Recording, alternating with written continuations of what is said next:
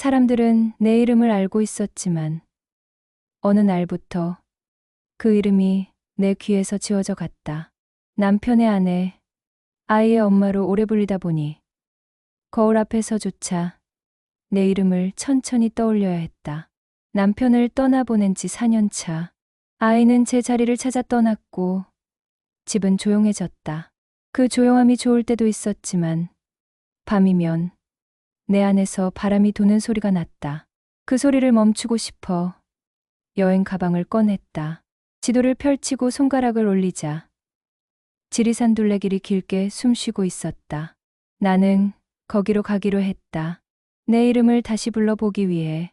버스에서 내리자 흙냄새가 먼저 반겼다. 마을 입구 감나무 잎이 바람에 비벼져 미세한 소리를 냈고 개울은 낮게 흐르며 돌을 쓰다듬었다. 민박집 마당에는 장독대가 여럿. 장독대 사이로 고양이가 한번 지나가더니 뒤도 돌아보지 않았다. 아주머니는 내 캐리어를 받아 안고 웃었다. 혼자 오셨냐는 물음에 고개를 끄덕이자 내일 새벽엔 이슬이 많이 내릴 거라며 슬리퍼 위치와 수건 여벌이 있는 서랍을 알려주었다. 방에 들어가 창문을 열자 산햇살이 이불 위에 반듯한 직사각형을 그렸고 먼지가 아닌 작은 입자들이 천천히 떠올랐다 가라앉았다. 이불을 손바닥으로 눌러보았다. 적당히 탄력 있고 오래 쓴 티가 났다. 나는 다이어리를 펼쳐 첫 줄을 썼다. 서윤, 여기 도착. 둘레길 입구는 생각보다 소박했다. 나무 데크와 흙길이 번갈아 이어졌고 낮은 표지판이 닿은 갈림길까지의 거리를 조용히 알려주었다. 첫날은 욕심내지 않기로 했다. 오래 걸린 손길처럼 둥근 길을 천천히 밟으면 길이 먼저 나를 알아볼 것이다. 발끝이 흙을 밟을 때마다 가볍게 꺼지는 소리가 났다. 대나무 잎이 부딪히는 소리가 사박사박 귀에 들어왔다. 내 어깨가 한번 내려앉았다. 커브를 돌아 붉은 이끼 낀 바위를 지날 즈음 찬물처럼 얕은 물이 작은 돌 사이를 지나갔다. 나는 잠시 발을 멈추고 물소리를 들었다. 도시에서 잊었던 리듬. 그 리듬에 맞춰 숨을 길게 들이마시고 천천히 내쉬었다. 괜찮다. 천천히. 길은 오래 살피는 법을 아는 사람처럼 갑자기 급해지지 않았다. 다만 나무 계단 몇 칸이 연달아 나오자 숨이 조금 가빠졌다. 내 등줄기에서 땀이 한 줄 흐르고 바람이 그 땀을 식혔다. 나는 모자챙을 더 내리고 스틱을 한 뼘씩 앞으로 밀었다. 산의 숨결이 가까이 왔다. 그때 발목에 짧은 통증이 번개처럼 스쳐갔다. 발끝이 돌에 미끄러지며 발이 오른쪽으로 꺾였다. 균형을 잃지 않으려 옆에 소나무를 움켜쥐었다. 땅이 갑자기 가까워졌고 하늘이 멀어졌다. 숨이 짧아졌다. 발목이 뜨겁게 욱신거렸다. 아 소리가 뜻밖의 크게 났다. 바람이 귀 옆을 지나가고 낙엽이 2번, 3번 가볍게 쓸리는 소리가 이어졌다. 괜찮으시냐는 목소리가 낙엽 소리 뒤에 붙어왔다. 회색 등산 셔츠가 어깨에서 젖어 있었고 모자 챙 아래의 눈동자는 깊고 조용했다. 그는 가까이 다가오지 않았다. 내 표정을 확인하고 발목 쪽을 한번 훑어본 뒤 거리를 유지했다. 발목을 보여달라는 말 대신 붕대와 밴드, 작은 얼음팩이 든 파우치를 열어 보였다. 손을 빌려달라며 손바닥을 내밀었다. 그의 손등은 거칠었지만 움직임은 조심스러웠다. 발목을 받쳐들고 붕대를 감는 속도는 일정했고 얼음팩의 위치를 반 뼘씩 옮겨가며 가장 덜 아픈 지점을 찾았다. 나는 숨을 길게 들이마시고 내쉬었다. 통증이 숨 사이로 조금씩 빠져나갔다. 그는 하늘을 한 번, 시계를 한 번 보고 내 얼굴을 한 번 봤다. 해가 빨리 지겠다는 말과 함께 이 길은 어두우면 위험하다며 자신이 없고 내려가겠다고 했다. 괜찮다면 이라는 전제를 붙였다. 나는 고개를 끄덕였다. 그가 돌아서서 무릎을 굽히자 산자락의 빛이 그의 등판을 넓게 덮었다. 나는 양손으로 그의 어깨를 잡고 조심스럽게 올랐다. 그의 등은 따뜻했고 숨은 일정했다. 내 숨이 그의 숨과 겹쳤다. 돌부리마다 낙엽이 조용히 비켜섰고 발이 닿는 자리마다 흙이 조금씩 모양을 바꾸었다. 산길의 기울기가 바뀔 때마다 그의 중심도 함께 바뀌었다.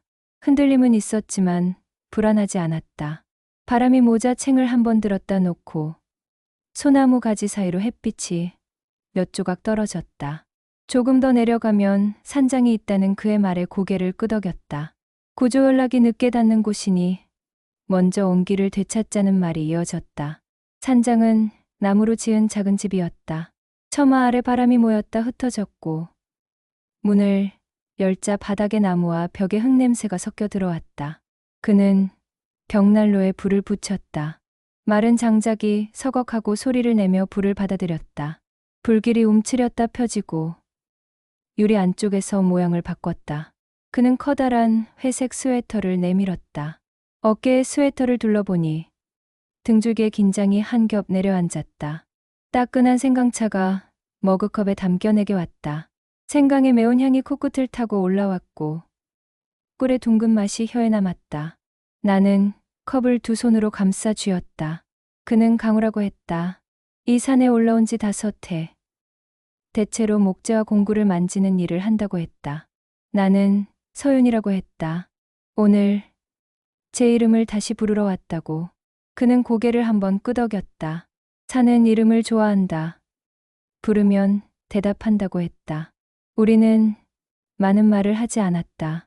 대신 불빛이 벽을 어떻게 쓸고 지나가는지, 갖갓 빗방울이 창틀을 어떤 박자로 때리는지, 커튼 아래 그림자가 어느 방향으로 흔들리는지를 함께 보았다. 침묵은 무겁지 않았다. 불빛이 안정되자 그는 문 옆 작업실을 열어 보였다. 나무 냄새가 더 진하게 들어왔다. 사포와 손도끼, 작은 못들이 규칙적으로 걸려 있었다. 작업대 위에는 배우다만 의자 하나가 거꾸로 얹혀 있었고 구석에는 작은 나무 상자가 덩그러니 놓여 있었다. 상자를 열자 손 안에 들어오는 요란 모형이 조용히 누워 있었다. 결이 곱고 모서리는 둥그렇고 흔들림은 아주 작았다. 나는 그 결을 손끝으로 따라가다가 별말 없이 뚜껑을 다시 덮었다. 덮는 동안 덜컥하는 소리를 일부러 아주 작게 만들었다. 그는 고개를 한번 끄덕였다. 질문 대신 공감이 방한 공기를 바꿨다. 저녁은 간단했다. 들기름에 비빈 밥, 구운 더덕 한 줄, 간장에 찍은 달걀 부침. 나는 오래 씹었고 목에 걸리는 게 없었다. 불은 조용히 탔고 바람은 유리를 얇게 두드렸다. 우리는 나란히 앉아 불을 보았다. 장작이 숨을 내쉴 때마다 불빛이 벽을 얇게 쓸었고 창틀을 두드리는 빗소리가 방 안에 박자를 만들었다. 그는 와인을 따랐다. 잔이 가볍게 맞부딪히는 소리가 짧게 울렸다. 말없이 한 모금씩 마셨다.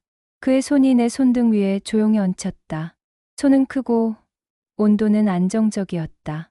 시선이 내 얼굴과 목선을 지나 담요 아래 다리선으로 천천히 내려갔다가 다시 내 얼굴로 돌아왔다. 나는 피하지 않고 그 시선을 마주했다. 그의 눈에는 연민과 망설임, 그리고 숨겨둔 마음이 겹쳐 있었다. 그는 내 이름을 한번 불렀다.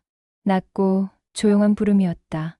그 한 번의 이름에 어쩐지 내 몸이 먼저 대답했다. 그는 턱을 아주 가볍게 받쳐 올렸고 나는 눈을 감았다.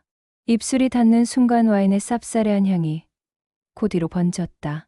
주저함은 없었고 움직임은 조심스러웠다. 허리 뒤로 넘어온 손이 천천히 지지대를 만들었다. 내 손가락은 본능처럼 그의 머리카락을 짧게 쓸었다가 멈췄다. 입술은 내 입술에서 떨어져 턱선을 지나 목덜미로 내려왔다. 숨과 피부의 거리가 반 박자씩 좁아졌다. 그는 괜찮으냐고 물었다. 나는 괜찮다고 대답했다. 허리를 감싸던 손이 한 뼘 아래에서 멈췄고 다른 손은 담요 위 내 무릎에 가만히 놓였다. 담요 너머로 전해지는 체온이 얇게 스며올라 허벅지 선을 따라 퍼졌다. 짧은 숨이 한 번, 아주 얕게 흘렀다. 지난 이틀간 쌓여있던 감정의 문이 그 순간 살짝 열렸다. 추우면 말하라는 그의 말에 지금은 괜찮다고 답했다. 우리는 일어나지 않았다. 대신 어깨가 먼저 포개졌다. 이마가 이마를 확인했고 이내 입술이 조심스럽게 돌아왔다. 빗소리는 일정했고 불빛은 과하지 않았다. 오래 잠겨있던 감각이 조용히 돌아왔다. 한 겹씩 소리 없이 손이 손을 덮고 어깨에 기대고 이마에 가볍게 입을 대는 순서를 지켰다. 이름을 크게 부르지 않고 대신 잊지 않는 법을 배우는 밤이었다. 그는 숨을 지금처럼만 유지해달라며 자신이 맞추겠다고 했다. 나는 알겠다고 했다. 그는 담요 끝을 무릎선에 맞춰 다시 정리했다. 그 짧은 왕복만으로도 담요 아래 공기가 조금 더 데워졌다.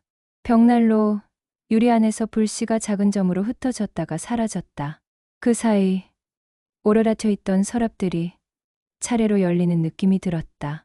그 밤은 길었지만 서두르지 않았다. 새벽 빗소리가 멎자 먼 산 능선 뒤로 밝은 선이 생겼다. 새가 유리를 한번 두드리고 날아갔다. 나는 담요를 정리하고 일어나 창을 열었다. 차가운 공기가 방 안으로 들어와 불의 냄새와 섞였다. 발목에 붓기는 조금 가라앉았고 통증은 내 숨속에서 관리할 수 있는 크기로 줄었다. 벽난로 옆 의자에 앉아 다이어리를 펼쳤다. 나는 서윤. 글자가 또렷하게 남았다. 어젯밤처럼 그 이름이 살로 스며들었다.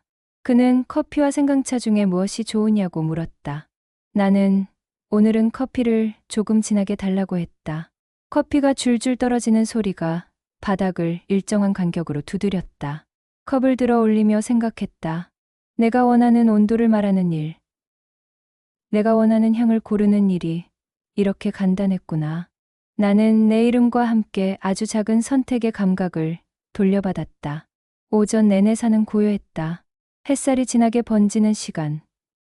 그는 주머니에서 매끈한 조약돌 하나를 꺼내 내 손에 올려놓았다. 강물에서 오래 씻겼는지 속살이 드러난 듯한 회색. 손에 올리자 처음엔 차갑고 곧 손 온도에 맞게 미지근해졌다. 내려갈 때 주머니에 넣고 가라는 말. 힘들면 주머니 속에서 한 번만 쥐어보라는 말. 여기에 공기가 조금 따라갈 거라는 말. 나는 고개를 끄덕였다. 이름을 다시 잊을 것 같으면 이걸 만져보겠다고 했다. 그는 잊지는 않을 거라고. 다만 천천히 또렷해지는 날들이 있을 거라고 말했다. 그는 내 일정에 대해 묻지 않았고 나는 그의 연락처를 묻지 않았다. 약속을 적지 않음으로써 우리의 밤을 덜어내지 않기로 했다. 대신 조약돌 하나면 충분하다고 서로 생각했다. 산길은 진창이었지만 햇살이 곳곳에서 길을 말리고 있었다. 우리는 천천히 내려왔다. 마을 어귀회관 앞에 사람들이 모여 있었다. 장화를 신고 우비를 벗어 걸며 누군가가 요령 좋게 수건을 돌렸다. 커피 자판기에서 종이컵이 떨어지는 소리. 젖은 고무장갑 냄새. 볕이 드는 계단에 펼쳐놓은 고추의 붉은색. 그 틈에서 누군가 목소리를 높였다.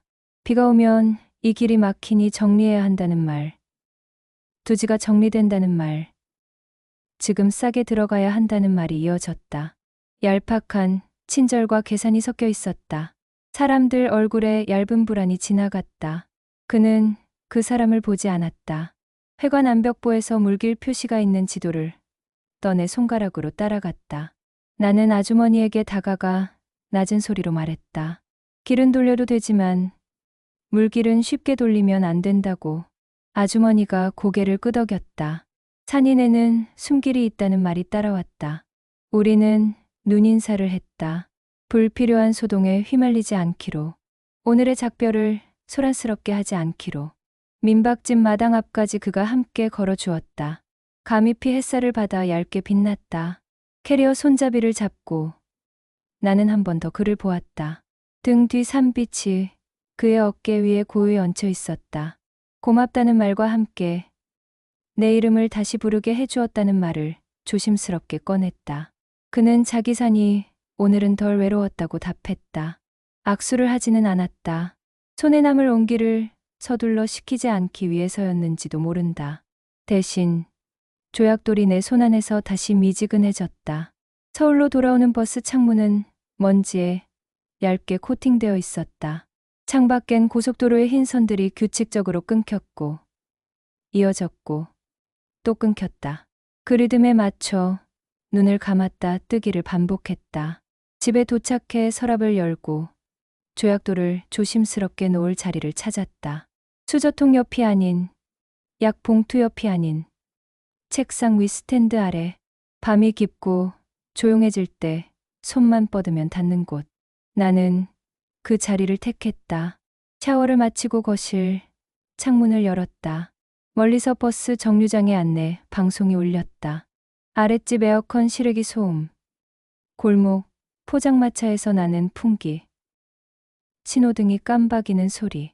그 소리들이 서로 겹쳐 한 문장이 되었다. 내일이 조금 기대된다. 나는 다이어리를 펼치고 마지막 줄을 썼다. 오늘 서윤이라는 이름이 내게서 달아나지 않았다. 글자를 쓰는 동안 입술이 천천히 느슨해졌고 입가에 작은 웃음이 앉았다. 다음 페이지를 넘기며 새 문장을 준비했다. 내일은 어떤 온도의 커피를 마실까? 기적은 아주 작게 온다는 걸 알게 됐다. 한 번에 엎혀 내려옴. 한 잔의 생강차. 불빛 앞에 침묵. 묘란 모형의 빈자리. 그리고 손안에 조약돌 하나. 그 조각들이 모이면 살아갈 힘의 얼굴을 만든다. 산은 여전히 거기 있고 길은 내 발을 기다리고 내 이름은 내 입 안에서 또렷했다. 나는 창문을 닫으며 아주 작게 불러보았다.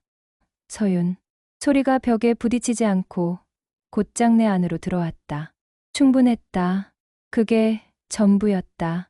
그리고 내일이 조금 기대됐다.